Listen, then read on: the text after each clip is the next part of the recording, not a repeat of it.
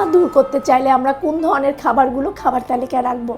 সাধারণত বয়স্ক যারা রয়েছেন, বাচ্চা যারা রয়েছেন, তাদের অনেকেরই অ্যাজমা বা হাঁপানির সমস্যা কিন্তু দেখা দেয়। অ্যাজমা বা হাঁপানির সমস্যায় আপনার যেরকম নেবুলাইজেশন করতে হবে, মেডিসিন নিতে হবে, তার পাশাপাশি আপনার কিন্তু বেশ কিছু নিয়মকানুন মানতে হবে।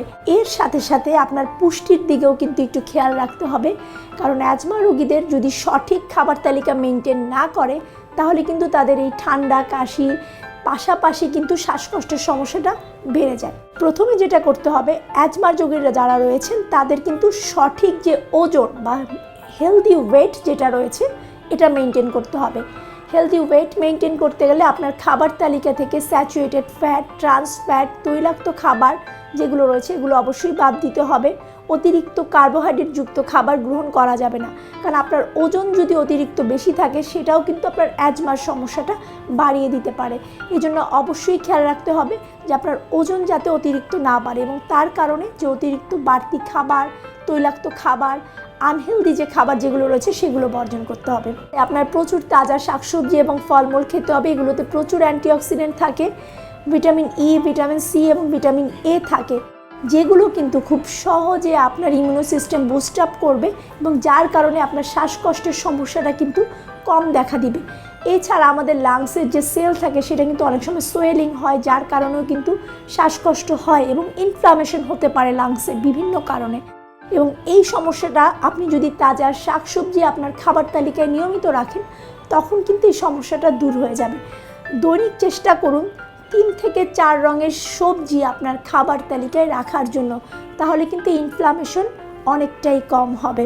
ভিটামিন ডি যুক্ত খাবার, ভিটামিন ডি যেটা করবে আপনার এই যে শ্বাসকষ্টের সমস্যা বা অ্যাজমা সেটা কিন্তু অনেকটা কমাতে সাহায্য করে।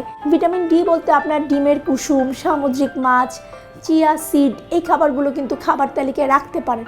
তবে ভিটামিন ডি এর ক্ষেত্রে অবশ্যই খেয়াল রাখতে হবে আপনার খাবার তালিকায় যতটা না খাবারে আপনার ভিটামিন ডি এর উৎস আছে, তার চেয়ে বেশি ভিটামিন ডি কিন্তু তৈরি হয় আমরা যদি সূর্যের আলোটা একটু গায়ে লাগাই। প্রতিদিন সকাল 10টা থেকে দুপুর 3টা এই সময়ের মধ্যে আমরা 20 থেকে 25 মিনিট অন্তত একটু সূর্যের আলোতে যদি থাকি, তাহলে কিন্তু খুব সহজে আমাদের শরীরে ভিটামিন ডি তৈরি হবে, যেটা আমাদের এই অ্যাজমার সমস্যা কমাতে কিংবা রোগ প্রতিরোধ ক্ষমতা বাড়াতে সাহায্য করবে। এরপরে ম্যাগনেসিয়ামযুক্ত খাবার। ম্যাগনেসিয়াম কিন্তু অ্যাজমা রোগীদের জন্য খুবই উপকারী। যাদের অ্যাজমা রয়েছে তারা আপনাদের খাবার তালিকায় অবশ্যই ম্যাগনেসিয়ামযুক্ত খাবার যেগুলো রয়েছে, যেমন আপনার সাইট্রাসযুক্ত ফল বলেন কিংবা আপনার চিয়া সিড, ফ্ল্যাক্স সিড, এই খাবারগুলো আপনাদের খাবার তালিকায় কিন্তু রাখতে পারেন।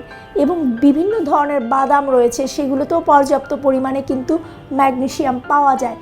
তার জন্য প্রতিদিন আপনারা 1 মুঠ করে বাদাম রাখতে পারেন, 1 মুঠ করে বীজ কিন্তু আপনাদের বা সিডস যেগুলো রয়েছে, ফ্ল্যাক্স সিড বা চিয়া সিড বলেন, পামকিন সিড রয়েছে, সানফ্লাওয়ার সিড রয়েছে, এগুলো কিন্তু খাবার তালিকায় রাখা যেতে পারে। এরপরে আসি, সেটা হলো কোন খাবারগুলো আপনাদের অ্যাভয়েড করতে হবে। অবশ্যই অ্যাজমার রোগীদের আপনাদের খেয়াল রাখতে হবে যেই ধরনের ফুডগুলো অ্যালার্জি বাড়ে বা অ্যালার্জিকে ট্রিগার করে, ওই খাবারগুলো বর্জন করতে হবে। যেমন অনেকের ইলিশ মাছ, চিংড়ি মাছ কিংবা হলো পুঁই শাক, সিম, মিষ্টি কুমড়া, বেগুন, এগুলোতে কিন্তু অ্যালার্জিটা ট্রিগার করে। এই খাবারগুলো যারা অ্যাজমার রোগী রয়েছেন তাদের কিন্তু বর্জন করতে হবে। অনেকের হাঁসের মাংস, হাঁসের ডিম, চীনাবাদাম, এগুলোতেও কিন্তু অ্যালার্জি বাড়ে, তো এক্ষেত্রে এই খাবারগুলোও বর্জন করতে হবে। অনেকের ডিমের কুসুমেও অ্যালার্জি হয় বা ডিমেও অ্যালার্জি হয়, সেক্ষেত্রে কিন্তু ডিমটাও অ্যাভয়েড করতে হবে। ডেইরি প্রোডাক্ট যেগুলো রয়েছে বা দুধ জাতীয় খাবার যেগুলো রয়েছে, এগুলোতেও কিন্তু আপনার অ্যালার্জির সমস্যা বাড়ে। যাদের এই ধরনের সমস্যা রয়েছে তাদের কিন্তু এই দুধ জাতীয় খাবারও বর্জন করতে হবে।